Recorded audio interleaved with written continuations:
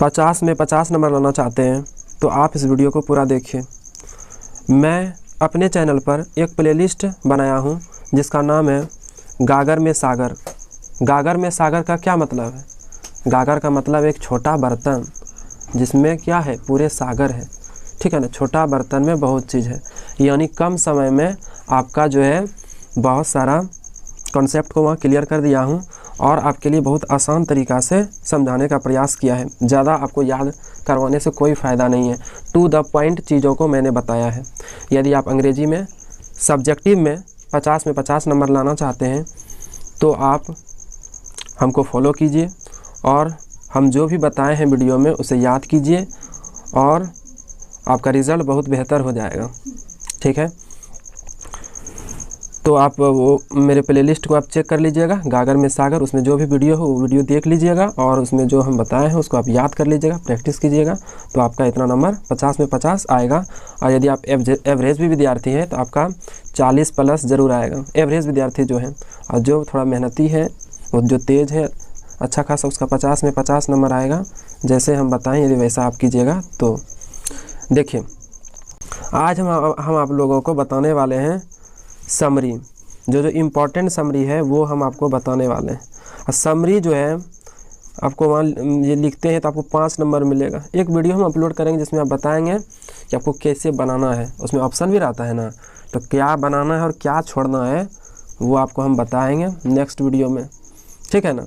तो अभी हम जो पढ़ा रहे हैं वो आप पढ़िए और याद कीजिए, आपको ज़्यादा हम याद नहीं करवाएंगे। समरी, ठीक है। समरी हम लोग आज देखते हैं एन एपिताफ, जो कि इम्पॉर्टेंट है।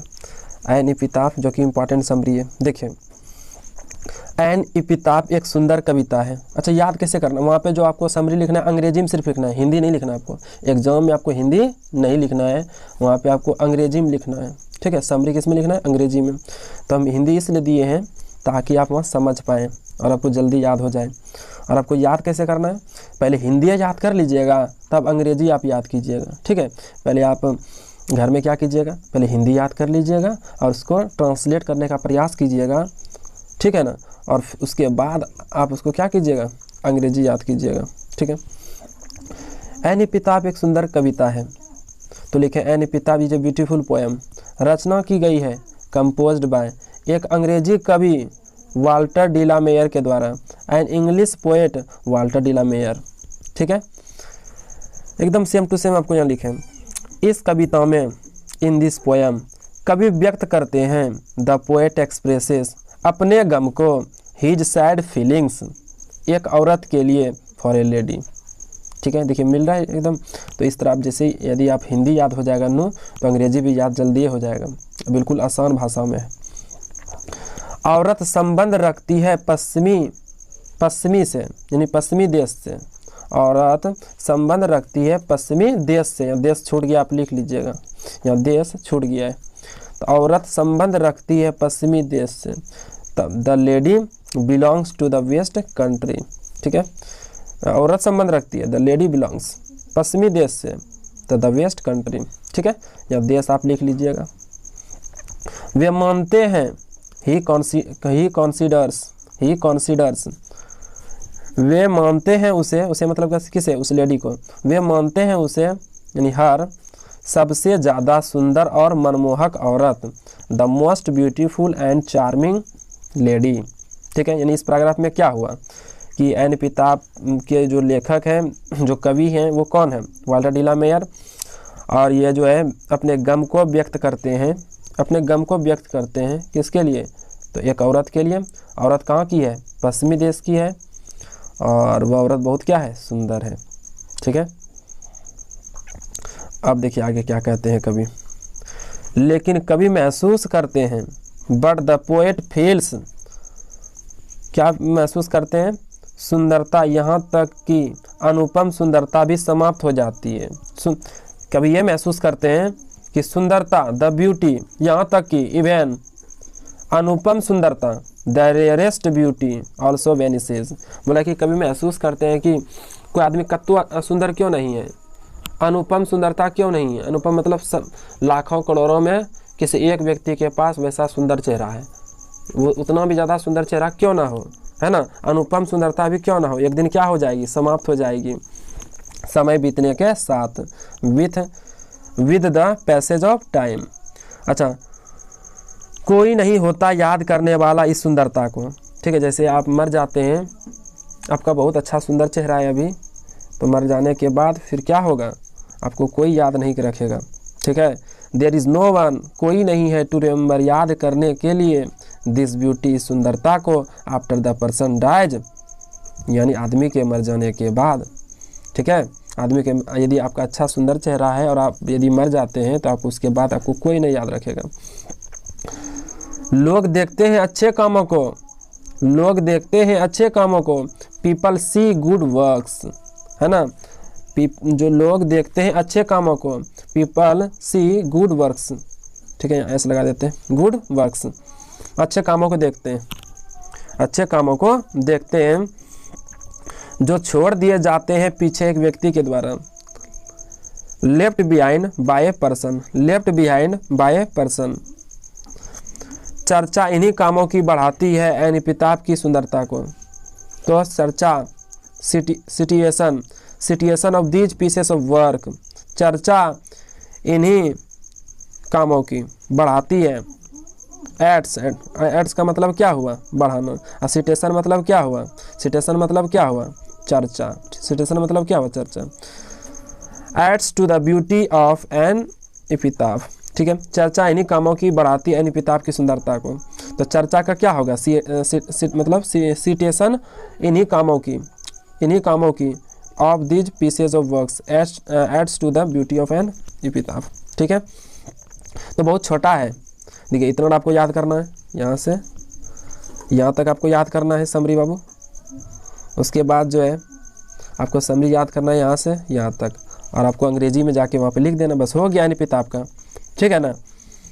वो कहता है कि 100 वर्ड में लिखिए, 100 से 120 वर्ड में, तो बस 100 वर्ड हो गया, काफ़ी है। इन्हें कि बहुत ज़्यादा याद कर लिए और याद हो रहे, नहीं किया कुछ, है कि नहीं, छोटा छोटा इस तरह आप याद कर लीजिएगा।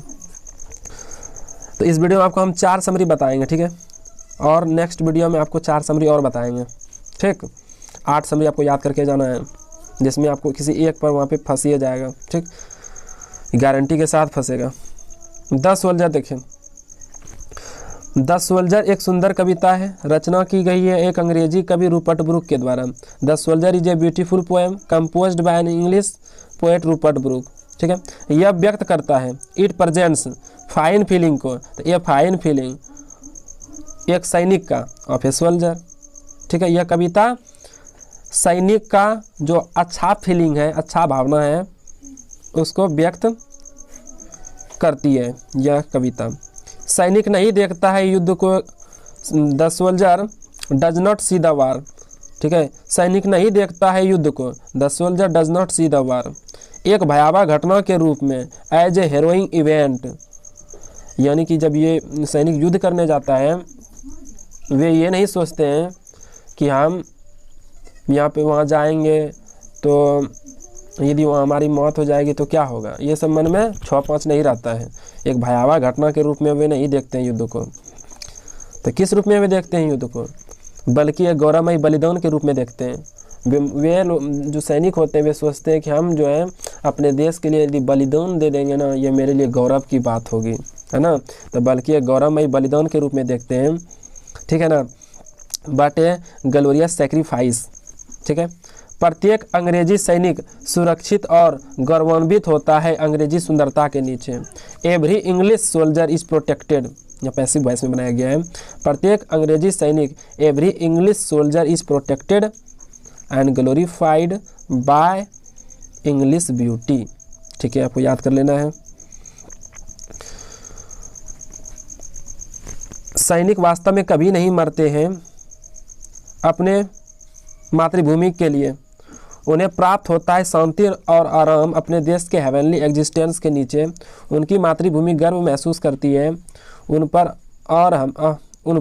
और हमेशा याद रखती है उन्हें। कविता में सार्वभौमिक संचार है।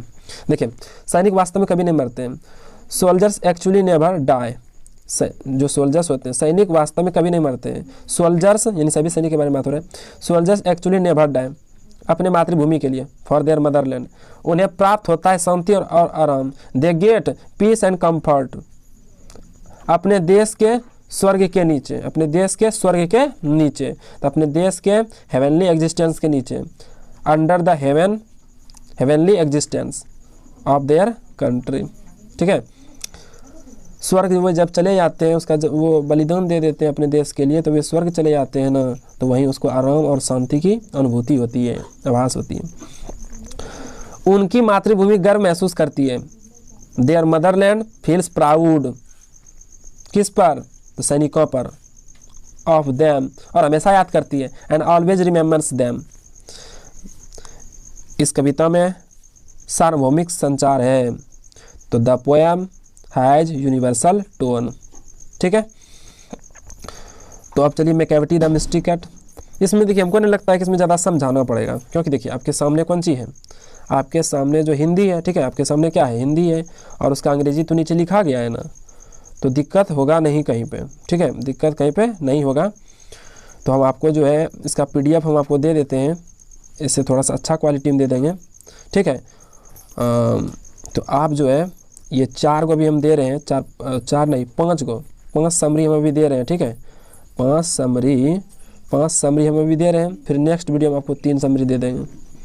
ठीक है, तो यदि जो आप इसका चाहते हैं PDF यदि आप लेना चाहते हैं तो लिंक डिस्क्रिप्शन में होगा, वो डिस्क्रिप्शन को दाबिए और आप टेलीग्राम चैनल पे चले जाइएगा, वहाँ पे आपको जो है मिल जाएगा आपको कौन सी PDF। यदि आप टेलीग्राम चलाना नहीं जानते हैं तो अपने दोस्तों को वगैरह पूछ लीजिए, तो आपको पता चल जाएगा। ठीक है, मिलते हैं नेक्स्ट वीडियो में, तब तक के लिए धन्यवाद।